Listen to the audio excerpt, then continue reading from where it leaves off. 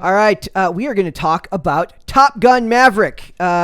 Which Here we go. And guys, we are going to talk spoilers. So before we get started, just to know that I do not know how to artfully do a review without spoilers. So if you are waiting to go see Top Gun Maverick, perhaps this is not the segment for you. Maybe come back in like 15 minutes. I shouldn't be saying that because it may cut viewers down. There's no such thing as a Top Gun Maverick spoiler. You already know what's going to happen. It is the most Top Gun movie ever, and it's freaking awesome. The thing is, don't click away from the screen. Just mute it. Come back in like 15 minutes. Yes, that's what I'm saying. Like, I think Mary's right. I don't think there are going to be a whole lot of spoilers. I do want to ask your opinion. First off, did you like it or not?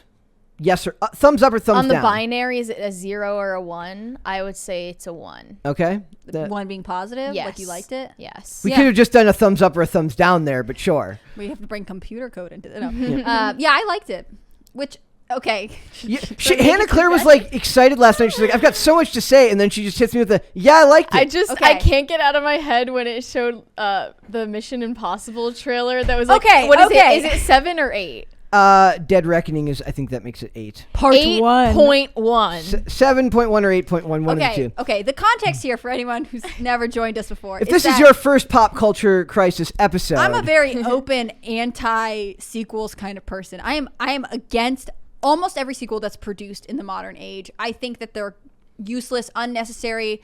I get you can make money off of it. Stop telling me that. I understand. I just think we should have higher standards for the content we produce. Stop telling her that. Don't tell her that you can make money off of it. I get that you can make money. That's not enough for me anymore. I've moved beyond that.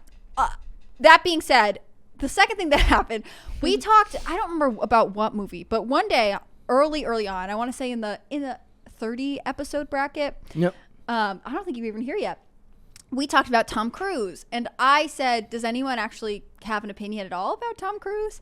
And Brett, I thought, had a heart attack because you said to me the other day before we went to see the movie, Brett looked at me and he said, your lack of opinion or slightly negative opinion of Tom Cruise makes me realize that I love Tom Cruise or something to that effect. I did not say, I said that I am just by the virtue of being the opposite end of you means that it makes it seem like I love him when I just kind of tolerate him. I think we both thought we were neutral on Tom Cruise, but as the more we talk about it, we like move on the scale.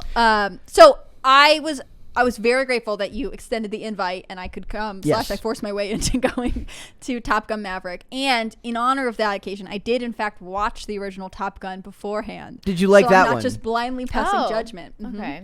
I did like it. 36 years between the two movies. That's wild. That's an entire person. I'm 35, so it's my whole lifetime, but between the two movies. And Tom Cruise still looks fantastic for his age. I'm sure his doctors have done very well. His plastic surgeon and hairstylist are doing it. It was kind of funny to see him versus Val Kilmer, who also looks great for his age, but he looks his actual age, as opposed to Tom Cruise, who has suspiciously dark, not gray at all hair. So you do get to see Val Kilmer as Iceman. He does actually. One thing that was interesting is they played it up like they weren't going to have Val Kilmer talk in the movie because of Val Kilmer's struggling with throat cancer. Which you didn't realize. You didn't realize he like legitimately has throat cancer. Yeah, right? I was confused as to whether that was just a plot point. No, that's part of. And they include him in the movie, and they are the only two characters from the original movie, and that's why I think this movie is so damn successful. Is because you would think that this movie was full of the old cast and full of all the nostalgia, but the nostalgia is done in a perfect way. It's been so long since I saw the first Top Gun that I didn't realize until after we left that. Is it true that like Penny? She wasn't referenced in the original. Yeah, she was only a reference. Yeah, they reference her as like they're in like I think the bar scene that like at the very beginning when they're like, "Yep, thank you." Thanks. They're like, "You slept with the admiral's daughter." And Goose looks at him and goes, "Penny," and Tom Cruise is like, "Oh, I'm just a playboy. Who knows?" And they did this because they did not want to cast the woman who played from the original movie or Meg Ryan. Old and ugly, you know. Okay, so they did that. That is literally why. But I also think that like casting Penny, who like Goose is young and has this young family with Meg Ryan, right? And they're beautiful and blonde and southern, maybe from Texas, who knows?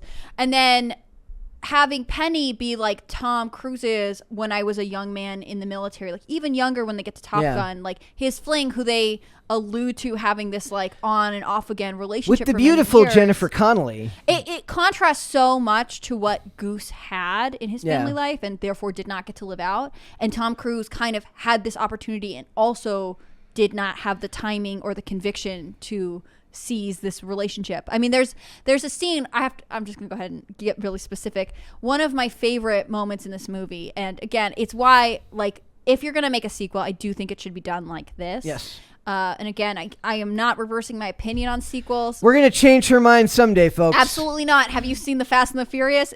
Garbage. Exactly. That's why they're awesome. I will say, we were sitting there and like Tom Cruise appears in Mission Impossible, and I look at Brett and he's like, yeah. Well, because I knew it would upset you. Yeah. It did. But there's this moment where he has, he's seen Penny, this like one that gets away kind of off and on, or he leaves behind, and he drives her, you remember, to her house, like he's on his like motorcycle, which is the house from the original. Is it the house? I was wondering. If it's not, it's almost exactly like but that's not that crazy, because like that. But area she didn't live there in that movie. But it looks similar. I feel like whatever. It's nostalgic, and it's also like contrasting. Like he could have had this family life, but instead he went to this like, I'm a solo fighter pilot, rolling wolf. But anyways, so he drops her off and she has some like flirty banter, and she goes inside and the door closes and you can hear her talking to her teenage daughter and saying like, hey, like, do you want dinner? I'll make you dinner, whatever. It's super domestic. And then it cuts to him and the mission screen is behind him and he's his uniform and he says, time is your greatest enemy. And I feel like that is such an interesting message for people for today, who are delaying having families, who are putting the careers before everything else, who are waiting until everything in their life is perfect to take kind of bigger steps in life. Matt Walsh one time I was listening to him and he was like, my wife and I got married young and our family became the cornerstone of our adult lives as opposed to the capstone. And I feel like there's a similar messaging here in Top Gun that was like, you have the opportunity to live all kinds of lives, but if you wait, you lose them. I will say that the script in this movie is extremely tight and well done. This movie is quite a bit longer than the original Top Gun by almost 40 minutes. It didn't feel that long. And that's what I'm saying. The biggest compliment I can give this movie is that I did not look at my phone, like one time maybe, because I got an alarm for phantom money gun going off at the house here. And I never thought, when is this gonna be over? Yes. Okay. So I'm one of those people, because I am so ADHD, that even in the immersive experience of a full screen of a full cinema, I can be a phone checker. I try not to be. I try to be respectful. I'm surprised on you. I am honestly so surprised you're admitting to this. I did not. I thought you would be the most anti-phone in the theater. I sit person. in the very back. So I can check my phone. Just so I don't ruin it for anyone else. But the script is extremely tight and well done. It pays homage where it needs to pay homage. It deviates where it needs to deviate. There's some really interesting stuff. The most important part you'll notice is that they waited. Tom Cruise championed this movie not going to streaming because there's no way they would have put the amount of money and time into the technology to make that movie without CGI. If this had been done with aerial, like with mid-level green screen shots for the dogfighting scenes, the whole thing falls apart.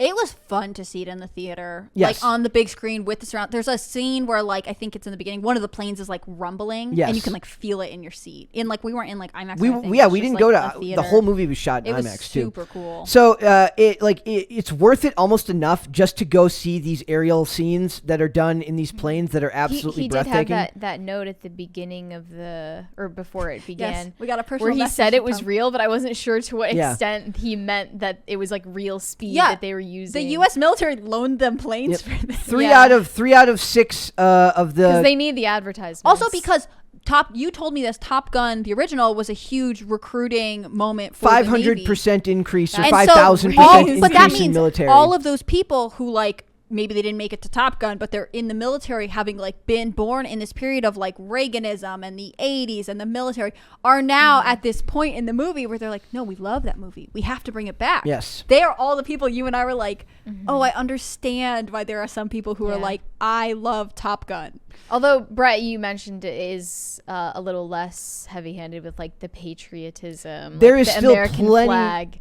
America F yeah energy. I was like, whereas in the original there was like 3 American flags in every scene, there's like one in every scene, and I'm here for it. I love it, and it's like it's unapologetic. Yeah, I love that too. I do want to point out that the funniest thing about this movie is the unnamed enemy, which they go they are very painstaking in their ability to not name just who the hell they're going against in this mission that they're training for. That's in the snow. But I did find out that according to a trivia site, they said that the only place that it could have been is Iran, because that is the only other country that used F-14s besides us. Yeah. So it's like it's implied, but they never actually say it, and they go as far as to give like, whereas like all the fighter pilots in Top Gun have clear masks on that show their eyes so you can see their facial expressions. These ones might as well be stormtroopers. They're like super black. It's literally Cobra Commander. You're literally you can't see that. There's no Mary's like, I looked for Cyrillic writing on the planes. I was literally like,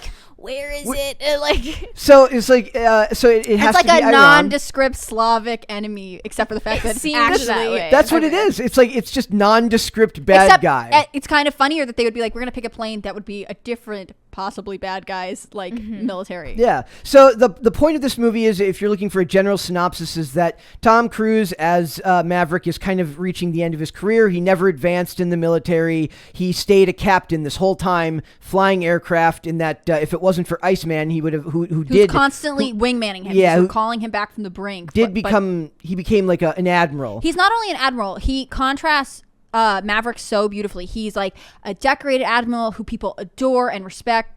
John Hamm's character, Cyclone, says I have a lot of respect for Iceman. Yeah. And I have no idea why he thinks so highly of you. Right. And he has this beautiful house that you get some views of the ocean, and you can see when they come in, it's like they must have 5 children and 900 grandchildren. Ideal. And they're all running in the backyard. I will say that there was the very first scene between Maverick and Penny had some very clunky dialogue. She kept saying his name, and he kept saying her name at the beginning of sentences, and it felt really... Oh, I didn't notice that. I thought that was a little weird. They had to introduce her to be like, this is Penny. Do you remember Penny, the Admiral's daughter? Do you remember from that first movie? But I also thought it was sort of this dynamic of she keeps calling him Pete. Yes. When everyone else calls him Mav or Maverick. And so she's like, but I know you on a personal level. I know you outside of the military. And in some ways, the relationship, the military keeps them separated because he uses it, I would assume, through his career to not commit to a family, to not be tied down.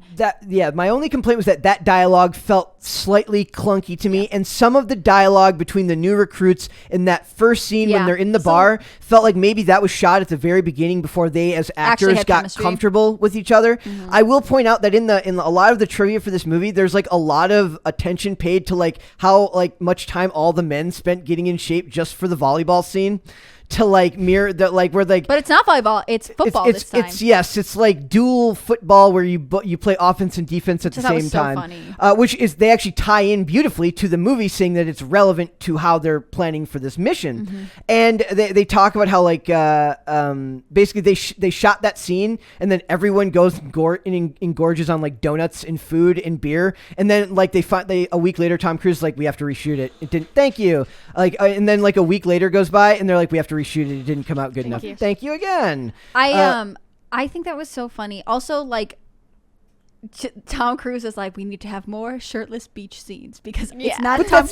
I'm beautiful and young, says Tom Cruise. No, but the thing is, I think they very rarely showed him from the stomach down. They got him pecs up for most of it. I think they can't do that because he is when I remember watching the one that came out in the 80s, there are a couple scenes where I was looking at it, I was like, Tom Cruise is standing on a soapbox. They didn't do that as much in this movie. But they couldn't do it this time because we all famously know how tall Tom Cruise is now. And they cast these younger guys who are we all know they're taller than them. There's a good shot of him and the character of Rooster. Rooster is Goose's son. Rooster is Goose's son, which all the actors get to pick their code names. And the actors did? The actors got to pick their their call signs, not code names. And they worked Hangman's into the script? Yeah.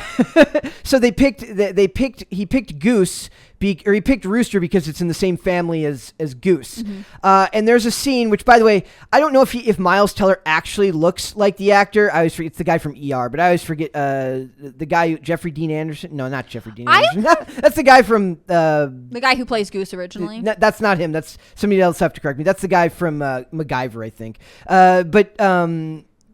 So he has an uncanny resemblance. I think it's Except mostly he's the like mustache. brunette, and then he had 2 blonde parents, and we're like, it's fine, whatever. Highlights. It happens. You give He's in the sun. You give this dude a mustache, and he does look. He resembles him almost chillingly in the movie. it's good casting. That could be me just wanting to believe that that's his son, but it's beautiful. And then the guy who I liked how they did the parallel between him on the piano, yes, and his dad. But I like that they kept it at that, and they didn't keep on doing little cut scenes to the first movie. I was so happy they did that, because it was like there were too many things that I was afraid they would overdo. Yes. So Rooster, Goose's son, who's now made it to Top Gun, who's great and rides into a motorcycle, kind of like Tom Cruise.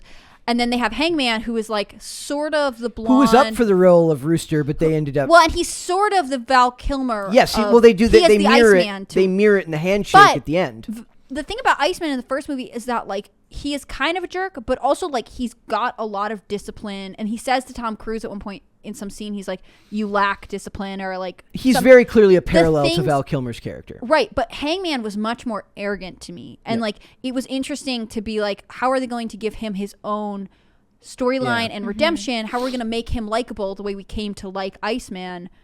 I don't think they accomplished that really, because when he came through for them in the end, he still kind of used it to be self-aggrandizing. Yeah, but he's not going to change completely. Yeah, I know. But he did come back. That's and if they point. do it too much, they're just copy pasting. Yep.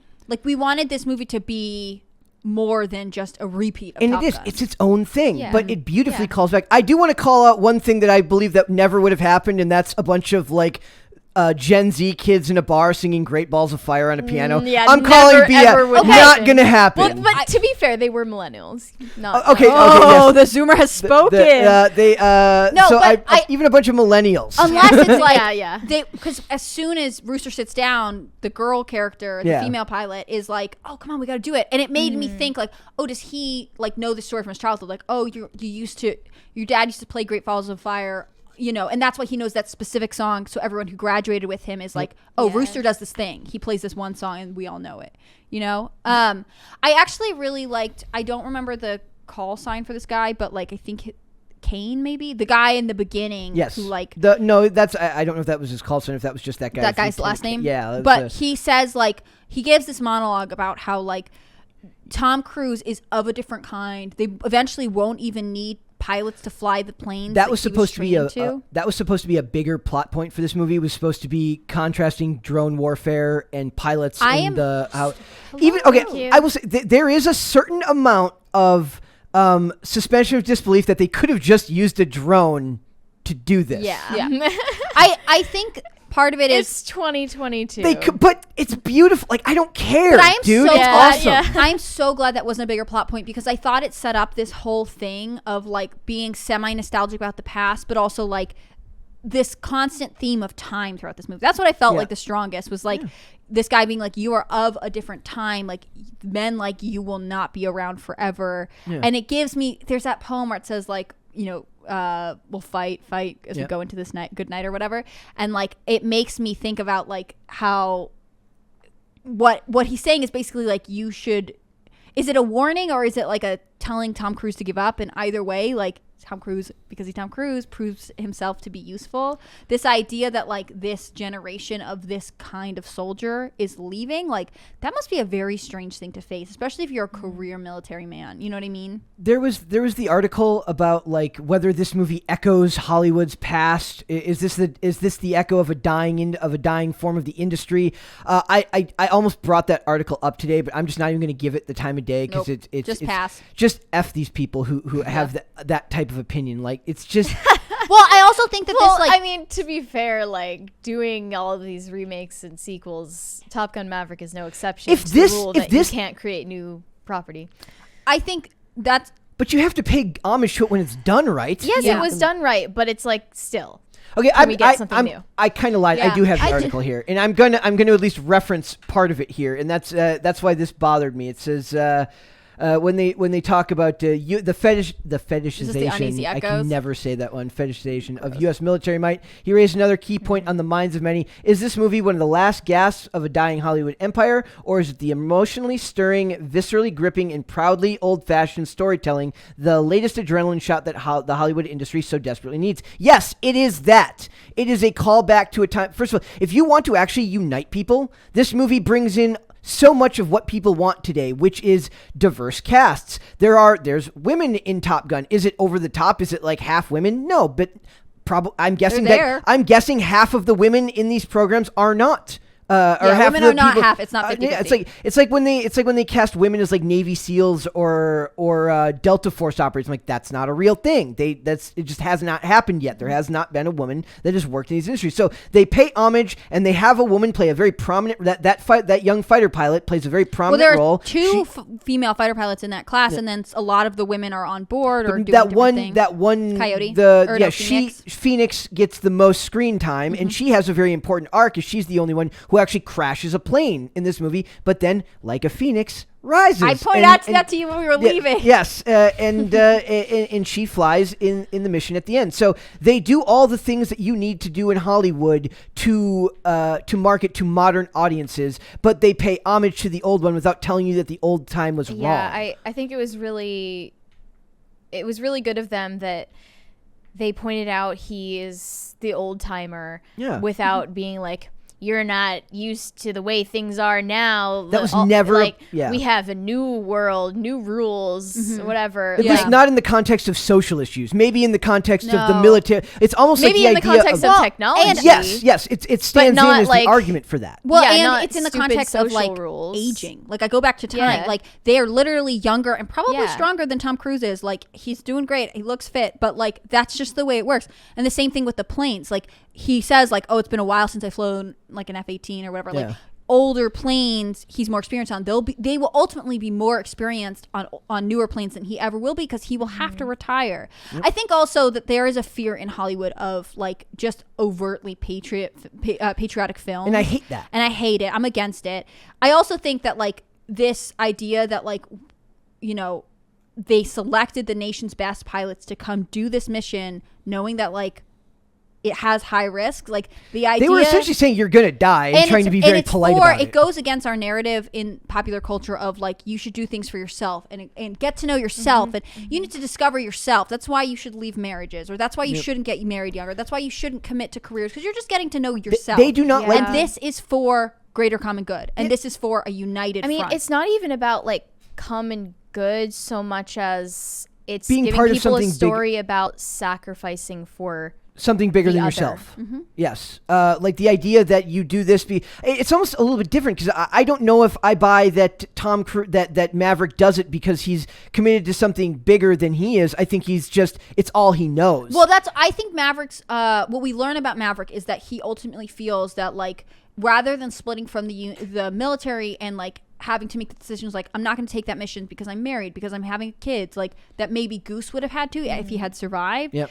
Tom Cruise does not make attachments outside the military. I mean, he's friendships and stuff, but ultimately he positions himself so that he can be a cog in the machine. Yep. And I know that like having known some generals and stuff, they say like, you know, eventually you're not the one flying the plane. You're the one being John Hamm deciding who gets in the plane and how the budget gets spent. And Tom Cruise, Maverick, as a character, didn't want to make that decision. He wanted to be actively moving along in this system that is the U.S. military for as long as he could. Love John Hamm and Charles Parnell as the two senior executives. I could watch John Hamm all day long. He's amazing. And Chris Parnell has like the greatest voice ever. Like he's just got this great deep voice that just works. There's also a great scene where it's like it felt like they didn't have another take of it, where when he's when they finish the mission and they're like the two like Parnell, a Warlock and Cyclone are on top of the deck.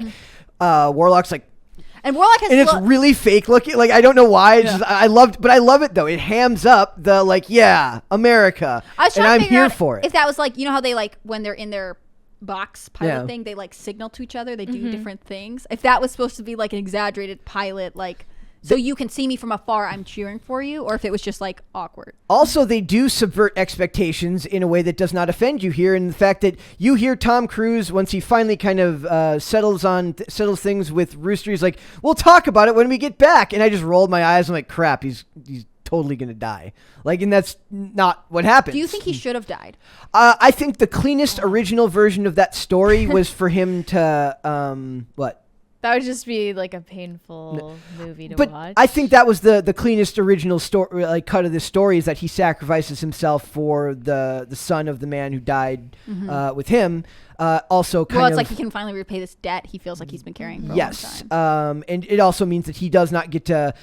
Basically, you find out that that Maverick pulled Rooster's application for Top Gun and set his for the Naval Academy. Okay, but it set his career back 4 years, right? And in a hero story, he's not the one who because then like they find out like, and he doesn't know that you did this because his mom said on her deathbed, do not let him fly because she's afraid that he's going to die. In the real hero's journey, he never reveals that truth to the person who he's imposed that upon. Somebody else reveals that. The person finds out, maybe they do, maybe they don't, but you never are the one who's like, look, I pulled your application because your mom made me. That's not the heroic thing to do. That was exemplary humility, because explaining yourself is something you do for yourself and your peace of mind, not somebody else. Well, and he made a promise. Like he has a standard. He doesn't want the kid to like resent his mom. Exactly. And then he's like, well, I made a decision not to tell him, so I'm not going to tell him. I'm not going to back down because there's a moment where I want him to forgive me. And that is a beautifully done bit of of heroism via storytelling that I feel is missing on a lot of writing that we see today. So he says, like, we'll talk about it when we get back. So I initially thought that he was gonna to bite it, and then you still get a shot of Tom Cruise running in the snow, because every movie has to have Tom Cruise on a motorcycle and lots of running. The scenes are incredible. So guys, I don't think we actually spoiled that much about the plot. We talked more about the concepts behind the movie. I think it's worth going to see. And I do think that you could take someone who's not a Top Gun fan or who hasn't seen it, and they'll still have a good time. That is the thing, that a way that you know that it was well made is that you can go watch this movie and the callbacks and the well done things will just feel like story elements. It won't feel like you're like wink wink nudge nudge, Bob's your uncle. It's not going to be that in this case. You can take somebody who's never seen Top Gun to this movie and just get a great story of someone aging, changing their priorities and fulfilling promises, all this stuff. I feel like Hollywood today makes things more complicated than they need to. This is a very simple story to tell. It's just a very hard one to tell well. See, I think it's that there are values in this movie that they don't want to promote. And absolutely. That's just, so they tie their own hands. They can't produce good movies because they don't have strong values and strong messages behind them. Somebody did ask me, they did get rid of the Taiwanese and the Japanese flag because Tencent was one of the major production companies behind this, which is Chinese backing. So that's, when you're producing a movie, you have to take your money where you can get it. Before we go to Super Chats, can I ask you a question? Yes. What would your call sign be, Brett? My call sign? You're up next, Mary. I have no idea what my call sign would be. Really? I would have to. It would probably be something. I have no idea. Why? What would yours be? I have to think about it. I really don't know. I already know mine. Okay, Mary, lay it on us. Ghosts. Yeah, Ghost? That's what I was thinking as soon as I asked you. Oddly enough, Ghostface. Too easy. my dad, my nickname growing up was Lefty because I was left-handed at everything I did. That's so funny. Maybe as a callback to my dad, it would be very ironic given where we work. That's a very ironic thing. So. I feel like I'd pick something with skating for you. No, I wouldn't do that. Oh, I apologize. I wouldn't do that. You wouldn't do that. I don't. It would be very lame, I think. Yeah. I don't know. Like, there's something there because, like, planes glide. You glide when you're skating. I don't know. We can come up with something. We'll have to workshop that later. Super chats. Yeah, Caper2X says some money for Mary's baking fund / chicken crisis party. P.S. Can we place Hannah Claire under the confetti dispenser before the light show? Asking for a friend. What? Can we do that? Under what? I don't understand why you have to be the victim of all of this, but it's what the people want. Okay. Give the people what they want.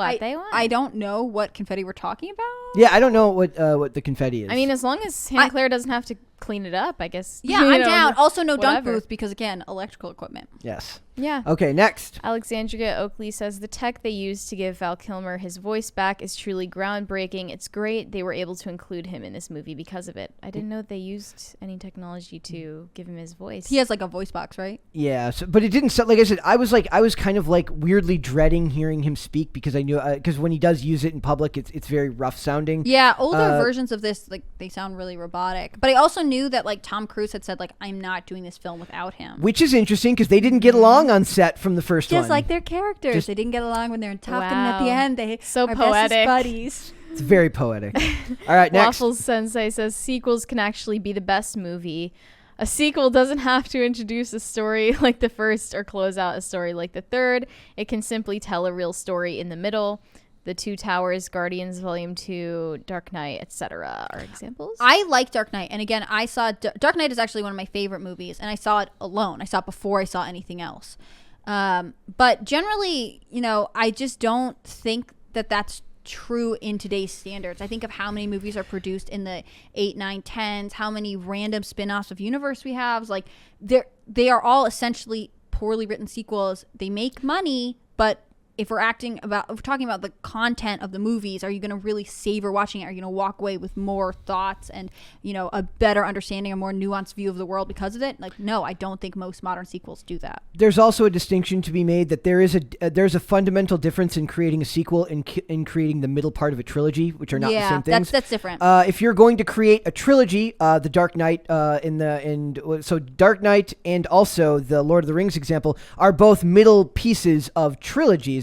Fun fact, I actually like Batman Begins more than the rest of that trilogy. Really? As much as I love The Dark Knight and as much as I am completely ambivalent on The Dark Knight Rises, I love Batman Begins. I think it got the atmosphere of Gotham a million times better than the other movies did. The Dark Knight rides on Joker and the crime storytelling. But if you want to talk about the actual image of what I imagine Gotham would be in the real world, it was far more comic book accurate looking in that movie, and the way the deep oranges and everything, the rain on the streets and everything like that. When he Flash gets picked up by Batman and he just swear to me, that to me is a perfect example. Or when he meets King Joffrey earlier in the movie. I don't know if you guys remember that. King Joffrey is thank you. Ooh. So next, Raymond G. Stanley Jr. says, "Hola, y'all. Congrats on the success of PCC going live, and Mary is a welcomed addition to the cast. I'd love to hear your take on Arcane. I loved it." That's an interesting one. I don't play. That's the one based on League of Legends. It's a animated television show on Netflix based on I believe on a gaming property. I have not seen it, but that is one that it would actually might be interesting to review because it got very high reviews almost across the board, similar to Castlevania, the Castlevania Netflix adaptation comic or animated movie or animated TV show, got very good reviews as well. I don't know if it was the same studio that produced those outside of Netflix. I don't know if it's the same production company, but both of those are very well regarded. So I feel like you should loop our game developer in on this one because I don't know what that is and I don't really play a lot of video games. Either. So, but we're excited for you. Have a great time. Exactly.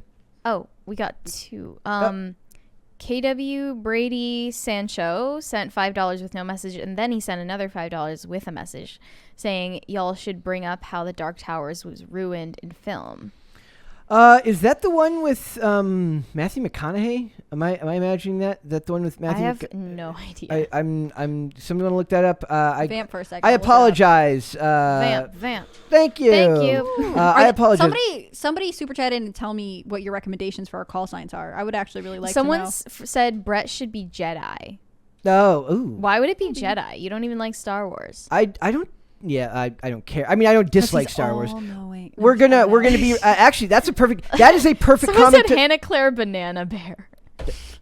No. That's a bit long for a call sign. My call sign is just banana. You're like almost dying, and you're like Banana Bear. Banana Bear's good. I like Banana. Do you copy Banana Bear? Hang right.